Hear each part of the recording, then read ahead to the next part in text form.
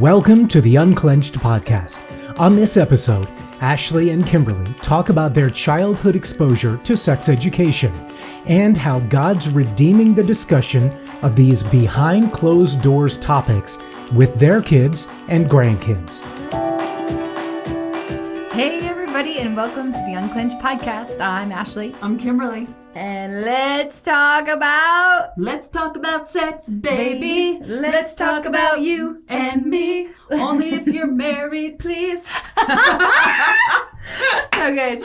So good. I love it. Welcome to today's show. We are really pumped to talk about this topic because we have some amazing stories from our youth of not talking about this topic. So we're going to talk about having conversations with your children about sex, the birds and the bees. Right.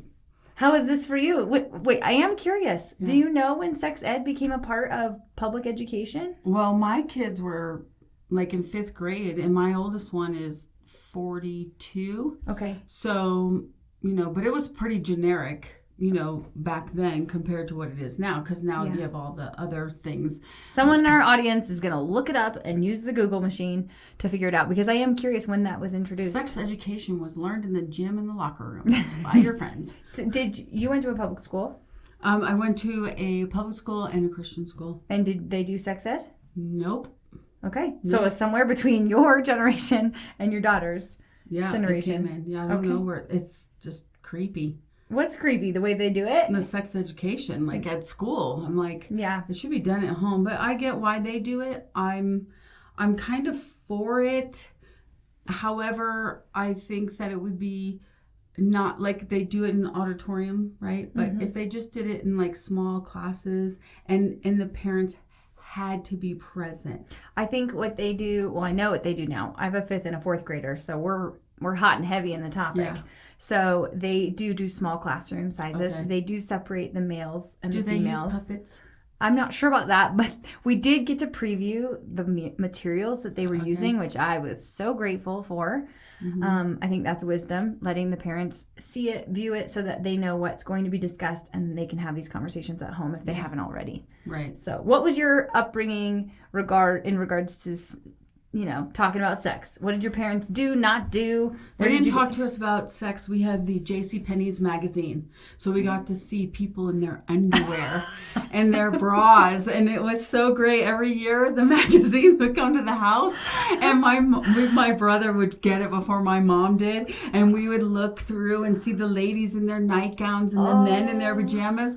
And my mom would come down and she'd rip the pages out of the books, out of the magazine. She's like, that is just so inappropriate, and she just ripped them out. But my brother Stephen had already seen the women, and back then, they had the big cross your heart bras with the big pointy bra boobs. This is like borderline, soft porn, whatever you want to call it. Like being able to see all of that. I didn't even think about that. Oh yeah, that's where do you think that it all comes in? Yeah, through our eyes. Yes. Hence, protect your eye gates. Okay, and then did you have, your mom was like, absolutely not, that's inappropriate. Then did you have follow-up conversations with her? Did she talk to you about sex? Did she talk to you about any of these things? Nope, learned a lot of stuff from friends and kids in the neighborhood. We won't get into all of that. So just like I call it, the interruptions came in. So I learned about sex because, you're 4 and you can't, people are stupid. From other people. Yeah. But then when I was when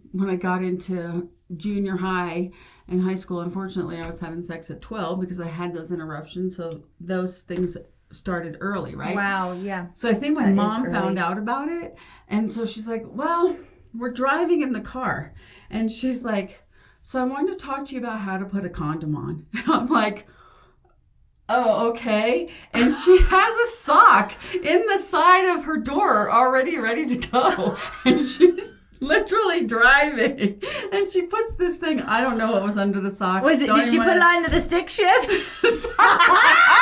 Sorry. That was so good. No, I don't know what she had it on, but we had like this little console in the button station wagon. I can't get the image of it. And I'm like, and the music's playing in the background of like the Bee Gees, you know, a love song. And she's rolling down this talk onto this thing. And she's like, and she's like, and this is how you put a condom on. And I'm like, Wow. oh my God. Wow. This was at age what? I think I was like 13. Whoa. That is really young to be. I mean, and yet it's not, because we know the world, and you just shared that your first experience with sex was at 12. Right. And so my dad's like, and you know, my mom and dad probably had a conversation, and my dad and I were super close, and she goes, oh, Kimmy, Dad wants to see you in his office right now. And so he tells me this story about when he was in high school, and I won't get into his private story. And I was just like, whoa, I mean, I can't believe you're telling me this. And now I even have more respect for you because you are crazier than me. Wow. But so your parents did have some conversations with you. that was it. Okay, that was it. The condom talk and the dad in the office. Here's his history. That was the extent of it. Okay, the story came back to me as I was just listening here. When my sister is 3.5 years older than me, 3 years in school, and I remember being in 3rd grade, and she told me what sex is, like what happens during sex. Wow. No one had ever told me that.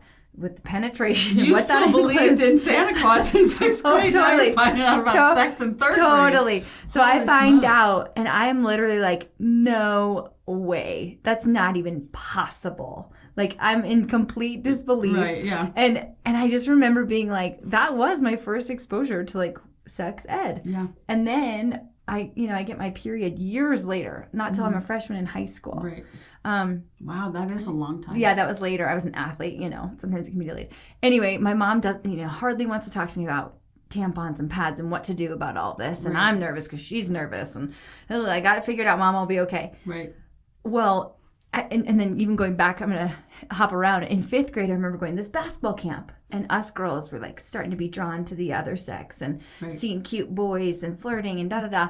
So we're asking our basketball counselor, like, about all these things about sex, because we had probably just had the sex ed video. Right. And talk. And I remember the woman like drizzling pancake batter in the shape of a uterus in the video. And she's explaining all these things. So we're asking this basketball counselor all these things. And she's telling us a lot, like probably more than we should know at this point in our lives. And yet, because I didn't have parents who were talking to me openly about these things ever, it was such a shunned or, kind of shame topic, closed door. I started seeking out Cosmopolitan magazine as my sex ed. I wasn't allowed to look at those magazines because we had JCPenney's. Yeah, there you go. You had access. No, I'm just kidding. Well, I wasn't either. Yeah. I think I'd just buy them and read them on my own without anybody knowing. But that was where I got my information, right? And that was where I started to like explore my own sexuality. And back then, it was really like they were bold. Yeah. For then, They were like top 10 ways. We don't need to go into all of it, but top 10 ways to make a girl happy. Yes. But I was totally like buying those off the shelves and getting my information in that way, right? Yeah. So fast forward to me becoming an adult and you becoming an adult and a mom. Mm-hmm. What has that looked like for your kiddos over the years? Oh. You now have grown children. Right. So how did you navigate that? I would say keep the P away from the V. How did that work out for you? I still even say that to my kids. They're like, oh my gosh, stop. My kids would have friends come over and I'd say, now listen guys, keep the P away from the V at all costs. You mean you would do this? Like I do? The karate chop? Like, oh my gosh, this stuff that I didn't want to really talk to them about sex. I didn't want that. I just felt like it was so unpure to talk about it. And then, I get a kid that gets married and, the godmom's trying to tell me stuff. And she's like, man, she's in this situation. You didn't even tell her about what's going to happen. And I'm like, oh my gosh, I can't believe it. Yeah. So then when we had Scott, I decided, I was going to be a lot more open. So we were really open with Scott. Yeah. And we brought Scott into this whole thing of the sanctity of marriage and how, you save yourself till you get married and all of that. And I think I might have told this story. He came to us and he said, "Hey, I am just really worried about when I get married because everything's generational. So is Dad good in bed? 'Cause I'll be good in bed."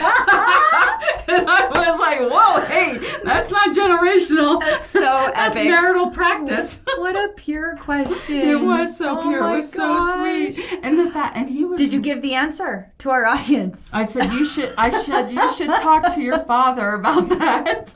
I tease. But talk about so pure. Yeah. I love that. So you did have these. I love how you kind of didn't with your, first few kids, and then you did, and you were more open. Yeah. That's beautiful. Let's talk about my kids. Yeah. Because I grew up with nothing, no exposure, except the world's, information. I really wanted to talk very openly about it with my kids. And some friend, and I'll hold up these books or just tell you the name of them, but They're great. somebody had introduced me to these, and it's called God's Design for Sex. And there's a variety of books, and they're age differentiated, which That's is so cool. So you're starting, what's the earliest? This one starts 3. age 3 to 5. This is great. This is so cool. Most of us are like, what? You're going to talk to your kids about sex at age 3? And believe it or not, it is so important to start from a young age. And then what's this one? That one's 5 to 8. And then you've got... I was looking for pictures. She's already looking for the JCPenney version. Because that's how I learn. Let's look at pictures. Then the 8 to 12, and then 12 to 16. So I think this is such a good model. When a friend handed these to me, I was like, okay, I need to start having this conversation with my kiddos. Yeah. And my husband's gone a lot. This one has more pictures in it. 12 to 16. Just wanted to let you know. Hey, I'm curious. I'm really going to read them later. I'm going to read these later. I didn't even know about that. No, these are phenomenal. I can't recommend them, highly Who enough. was it again? Well, we've got Stan and Brenna Jones is the author of one, and then Carolyn Nystrom. Okay, cool. I hope I'm saying that correctly. Are these Christian writers?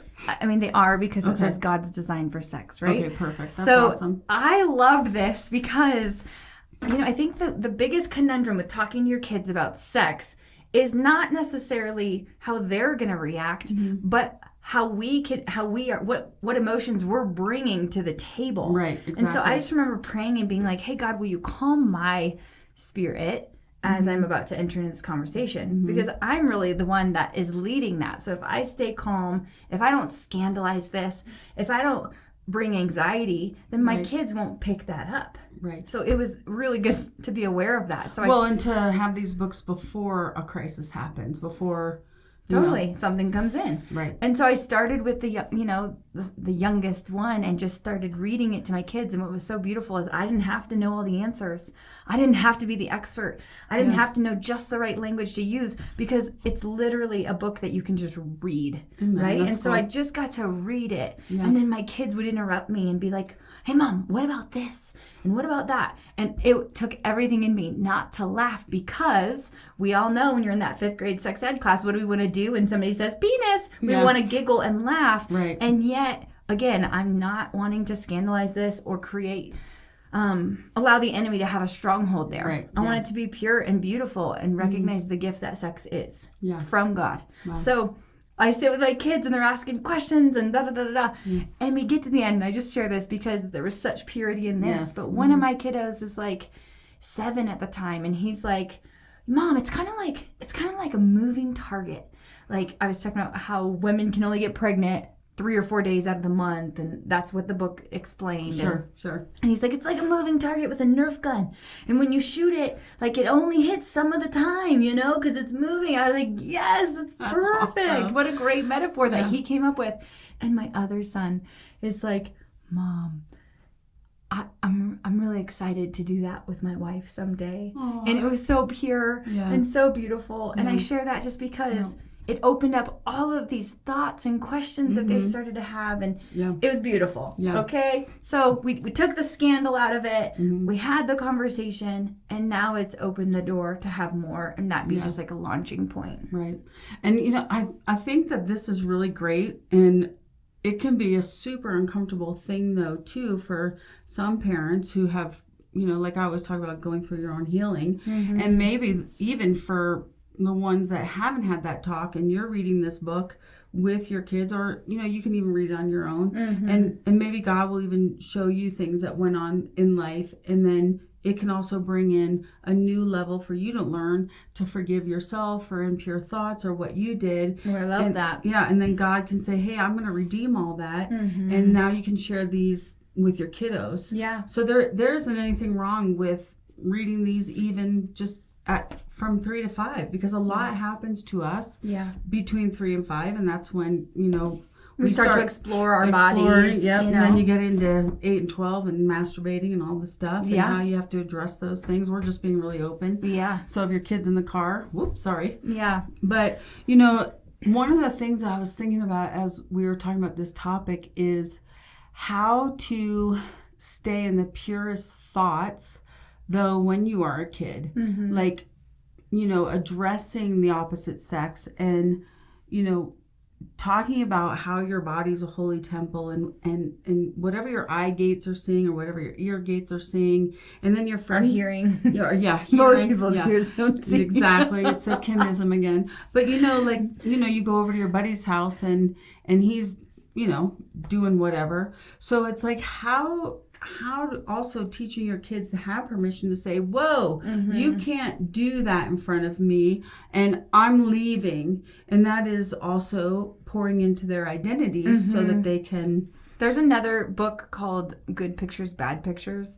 And I've also read that with my kiddos to talk about, early exposure to pornography, because believe it or not, it's everywhere. Like we've talked about in other episodes. It's actually a big joke now. Yeah. I mean, the 10 and 11-year-olds are sitting and watching pornography, and they are laughing. And I mean, it's like a whole club thing now. Yeah. It's sick. It is. It's really sad. It's amazing. Nothing new under the sun, like we always say, like God says. But, he created this. Yeah. He created sex. Not only to procreate, but to be an incredible way to establish an intimate bond.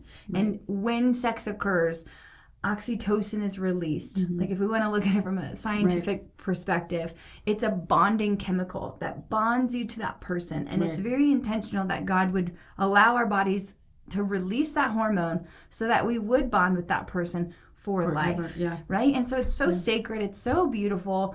We know how far our culture has moved away from the purity of that, and how the enemy uses that to disrupt and to bring devastation. And to steal identity. To wreak havoc in so many ways. So I think it really is important for the church, for the body of Christ, to be the loudest about this topic, where for so long it was, no. Right. Well, we don't even want to talk about sex and marriage. Yeah. I like what you told me earlier, the conversation you just had with the boys and seeing, girls and how they're feeling about them. Yeah. Conversations are starting to come up. They're in 4th and 5th grade. We've always talked about what's appropriate. When will we start dating? When can you start dating?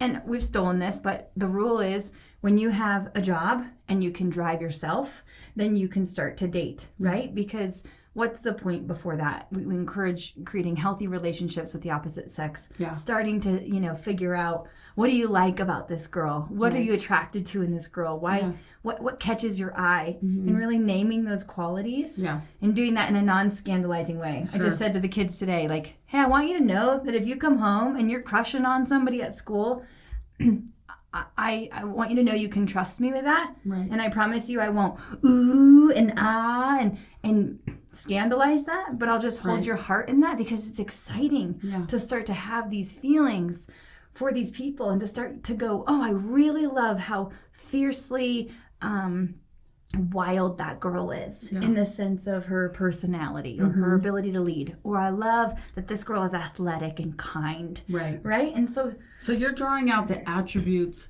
of that person instead of that person's the girl's sexuality, and you're saying this is who she's created to be, this is her design, so that your boys can transfer their eye gates from impure thoughts to going to what the godly vision is and the characteristics are. Yes, while also celebrating that someday you are going to get to engage in this beautiful act.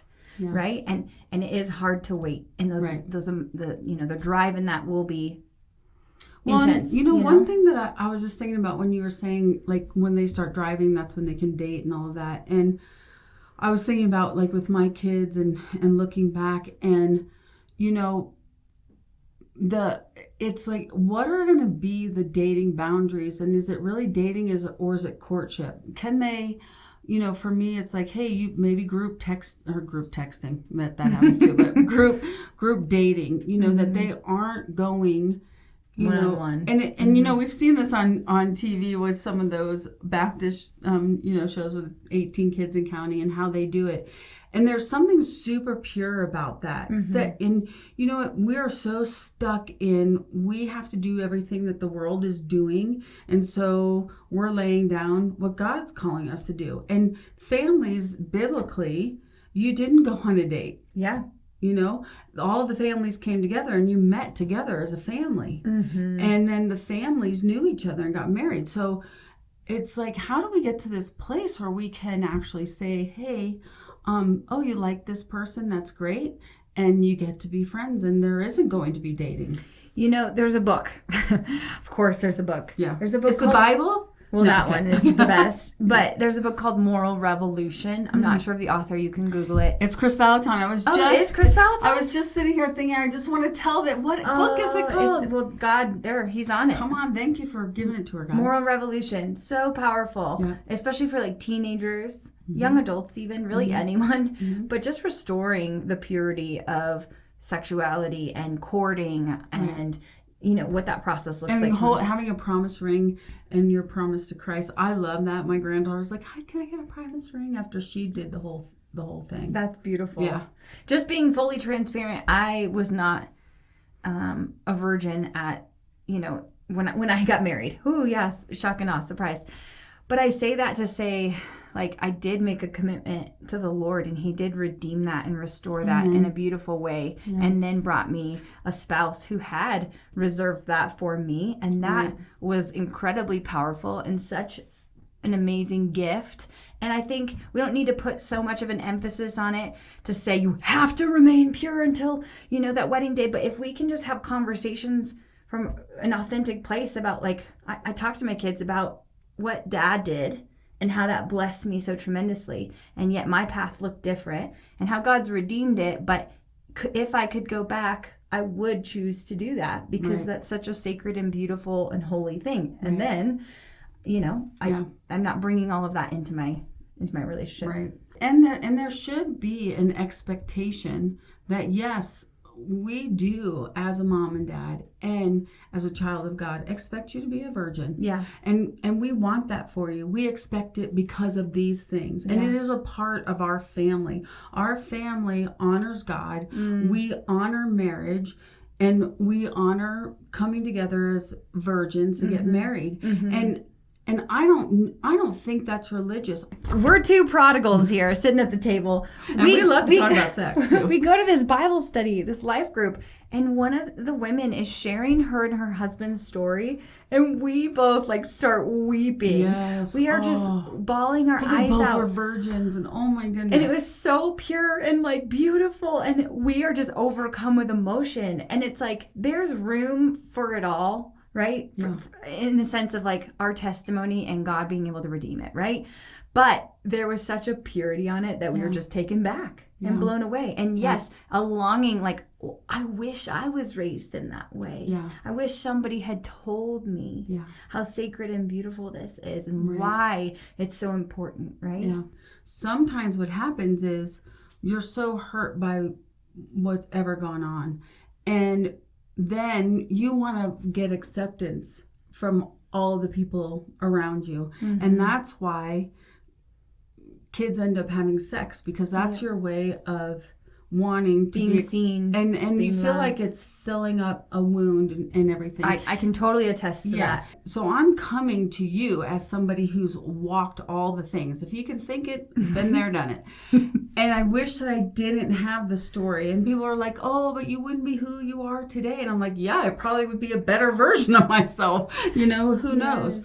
But I'm just saying, from my heart, where I am in my life now and looking back over it, it would have been so great to have had more of that pure life and not been in the drugs and doing all the things and having sex early. It's easy to say, because I'm on the other side of it. Yeah. I wish I could have held myself, and I wish my no had been no. Mm-hmm. I really do. I mean, it just, it's. I 100% agree. There's so much darkness that, comes into that we let in when we partake in all of that. It does. It opens so much. And these books are so incredible. And And I think one more story I'll share is the biggest roadblock to having healthy conversations with our kids is really ourselves. Exactly. And are we... The mom and dad, you mean? Yes. Yeah. Recently I had a friend say, I'm really nervous. I'm getting ready to have the talk with my daughter, and she's 12, and, I want to make it really special, and I want to do all these things. I'm going to book a hotel. I'm going to take her here. And I just heard in my spirit, like, that's all beautiful, but she's terrified to have this conversation, the mom. It wasn't even about the daughter. Like, the daughter's probably been exposed to a lot of these things. Yeah. But the mom was in such fear about what this conversation is going to look like. And there was all this pressure. And so that's so good. I had an opportunity. She was willing, to let me speak into that. And I just shared, like, what if we can just take some of the pressure off, and you actually, can do that special date with your daughter just to date and connect your daughter. But that's not when that conversation has to take place. What if you just take the pressure off, make it very casual and organic, and make sure that you're in a space where you can be okay to have that conversation calmly and without scandal. And if you're walking with the Lord and you're hearing God's voice, just pray and ask the Holy Spirit, what is the right time. Every kid is different, and you might not feel comfortable with the 3 and 5-year-old, and that's fine too. We're not saying that you have to do this, but get into a place where you can pray about it, pray with your husband, or your husband pray with the wife, and even pray with your kids and ask them, say, hey, are you interested in finding out some things? Because I'd like to share them with you. And do you feel ready too? Because then you're also respecting the child. Ooh, that's so good. And you're honoring their no if they're not ready. Right? Yeah. It's such a great topic. Yeah, there's so much. We're so grateful you tuned in today, and we just bless you wherever you are on that journey. Yeah. Even if you're a grandparent, talking to your grandkids about these things. It's so powerful. Yeah. It's such a blessing to have amazing grandparents like you and Dawn. Thanks. And people who care. And whether you're a parent, whether you're going to be a parent, we just bless you in the journey of walking this all out. Yeah, good luck. Hope it works out for you. No, I'm just kidding. I chose the dolphin mug today because you just won't let the mug go, will you? Because I have heard, Kimberley, that they are one of the other primates that enjoy sex. And we were created to enjoy sex. So let's do it in an amazing God-designed way. When you're married. Amen. Thanks for joining us here on Unclenched. Bye, guys. Have a great topic conversation. Let's talk about sex, baby. We talked about sex and wife, baby. Let's talk about all the good things and the bad things that may be. Because if you put the P in the B, you might get a B. This has been Unclenched with Ashley and Kimberley. You can look up Unclenched Ministries on Facebook and Instagram. Plus, the video versions of these podcasts are available on YouTube under Unclenched Ministries. Thank you for joining us. We'll see you next time on the Unclenched Podcast.